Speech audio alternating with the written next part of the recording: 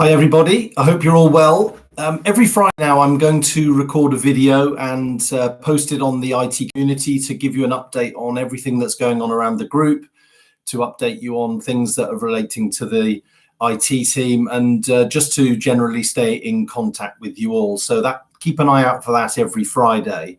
The first thing I want to say though is for you to, over the next few weeks, for you to ensure that you put you and your families first. That's really important, and that you do that, and you work around and you carry out your other work related things around that. So if you need to look after the children for a couple of hours, if you need to go out and get some fresh air, if you need to go and support a family member or do some shopping, then please do that and make that your priority over the coming weeks. We're all getting used to some new terminology, aren't we? So phrases like social distancing, self-isolation and panic buying. And I don't know what it's like around the rest of the world, but at the moment in the UK, so many people are stocking up on things and making it very difficult for other people to get a fair share at the same time. We're also getting used to working at home and working with other family members. I know here at home, I've got my wife, Helen. She's working here. My daughter, Olivia, she normally works in central London. She's here working in another room. And my son, Elliot, he's had to come back from university. They closed the universities now. And so he's busily preparing for some exams that are coming up over the next few weeks. One thing I would really encourage you to do, and I'm doing that as well, is stick to your normal routine. So make sure you get up around the same time, have those early morning calls, and I must say, Hangouts are just just so good for staying in touch and seeing people's faces, and we are so lucky that the technology that's available to us now means that we can work from home. And it really does. It's the next best thing actually to being in the office, I find. The other thing I was going to say, I don't know about you, but please keep your amount of access to social media and the media to a minimum. There are so many different and varying stories out there. And some of the media like to sensationalize the situation, and if you do try and keep that to a minimum, because it can lead you to be thinking about that far more than you really want to, and trust the national providers of information, where you're likely to get a much more balanced view on the current situation. Make sure you get out and get some fresh air. I know in some of the countries, some of the people I'm talking to now, that's more difficult, as some of our major cities are in lockdown, but please do make sure that you get out. My wife and I and the kids, we go out every evening at 5:30, walk around out for about an hour, chance for us to talk about what we've been doing in the day, and just generally to get some exercise and some fresh air. So that's really important as well. I also wanted to update you on the things that we're doing around the group. So every twice a week, actually, I get together with Andy Ransom and the ELT. And during those calls, we spend, it's normally carded for about an hour and a half. But as you can imagine, at the moment, there's so much going on. There's such a big agenda. So it starts, as always, with health and safety. So Dean Wilson gives us an update on everything that he and his team are doing around the group to support the businesses. And there's some incredible things going on, and looking at all aspects of health and safety during this really important phase for our frontline colleagues. Brian Webb gives an update on supply chain. So as you can imagine, there's a real demand on the soap, on the Ultra Protect, on dispensers, on face masks, and all those things that normally we take for granted that those things are going on in the background, but there's huge pressure on Brian, the team, and he gave an update yesterday, and they're doing a super job at supporting the businesses. And yes, the businesses, they take more if they could, but a bit like the supermarkets, Brian's got to make sure there's enough to go around and to share that with the businesses. But I think that will only continue to improve as that an immediate demand starts to subside.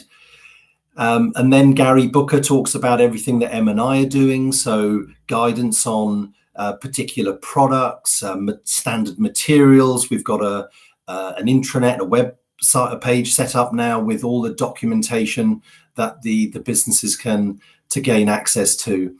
And during those meetings, I mean, Andy, you've heard Andy talk. Every time Andy talks, he mentions the importance of everybody going home safe at night, and we really do spend a lot of time talking. Then the RMDs talk about, the regional managing directors talk about what's going on in their specific regions and how they're meeting customer demand, how they're dealing and supporting the frontline colleagues. And as you can imagine, there are customers now who are closing.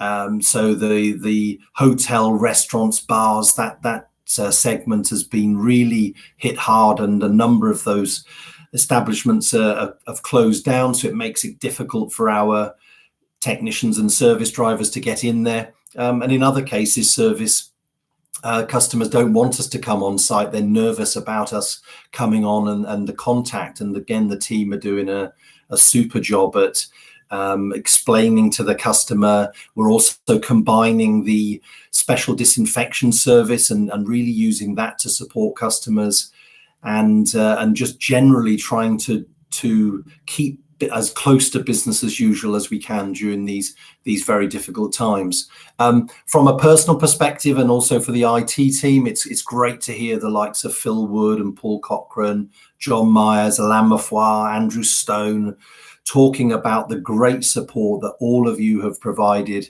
in terms of enabling our colleagues to work from home. So not just us, but it's easier for us. It's for all the colleagues who are typically dealing with inbound customer calls. So the teams have done a super job at providing new technology, whether that's new laptops, new Chromebooks, mobile phones where needed, ensuring that the VPNs and the Citrix environment is set up. And Cal Patel gave me an update yesterday and said in the EMEA data center, it was around 1,300 people at peak that were all connected to our systems and working as close to normal as possible. So thank you to you all for all your support. I know a number of you have worked during long hours into the night and over the weekends to ensure that we were prepared, and it was really fast moving, the situation has changed in countries quite rapidly. So thank you so much. Really appreciate all the support that you've given. It is going to be a tough quarter coming into quarter two. There's all the things I've just described there. So our revenues are going to be impacted. The businesses are doing everything possible to minimize that, and you can imagine on the pest side maybe there's some impact there, but on the other side we're getting lots of requests coming into the hygiene business, and increasingly now the specialist hygiene business. That's a business that we don't talk about that often, but I can see that business really come out when we come through the other side of this. That business will have a very different profile and a different service that we're able to provide to customers. And I think there's just going to be generally more awareness of hand hygiene and the importance of health around the globe. As it's going to be tough, we are going to need to play our part. So I'm asking the teams to look at all of the projects that we're planning to do for the remainder of the year. We're going to be looking at what should we continue. We should be really focusing on those essential projects, anything IT security related, anything that's going to benefit the business in the long term. But we are going to need to make some difficult decisions around things that we might need to just push back into Q3 and Q4. And there may be other projects that we need to push into 2021. So be working with all of your respective teams over the next week or so to come up with some plans that I can go back to Andy Ransom and Jeremy Townsend with, which gives us some options. And as I say, it's really important that we do play our role at a time when the business, the financial stability of the company is important. Linked to that, I am introducing a recruitment freeze, so we won't be hiring any new positions. There are a couple of positions that I know are very, very close to completing. So in particular circumstances where people are about to join, then we will complete those. But any new vacancies we will put on hold for the moment. I did consider having a change freeze. I really want to limit the amount of P1s and the burden that we place on the teams during these coming months.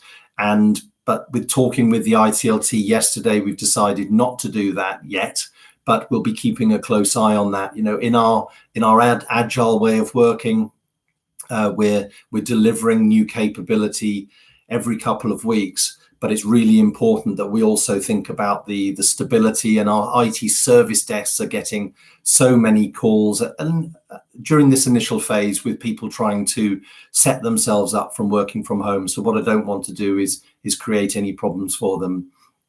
I also mentioned the discussions we've been having with the RMDs and on the calls with Andy, and it was great to hear from Paul Cochrane yesterday, talking about how China is starting to get back to normal. There's still some way to go there, but the businesses in Shanghai and sort of generally in Shanghai and Beijing getting back to normal. You'll see in the press there have been no new cases in China over the last couple of days. So I think that's a reason for us all to be optimistic as we go through the next phase.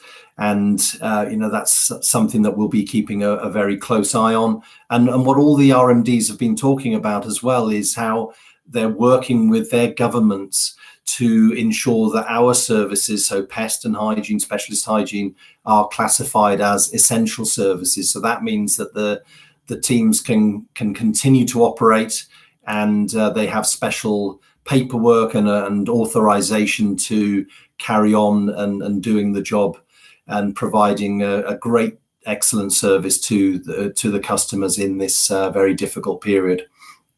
As I mentioned, the technology does allow us to work from home.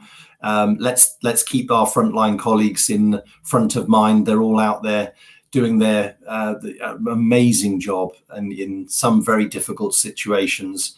So we are an amazing company. We're very lucky to work for such a great company. We are one company. We're all in this together. We will come out of this the other side. And I just want to make sure that you all take care of yourself, stay well. As I say, look after your family, your close family and friends, and maybe neighbors that you've got nearby who are on their own. And keep well, and I'll speak to you again next week. And any suggestions, anything you want to talk about, anything you want me to cover, then I'm very happy to do so. If any of you need any support from any members of the team, then please do contact them or come directly to me. I'll be more than happy to help out. But for now, take care and speak next week. Bye-bye.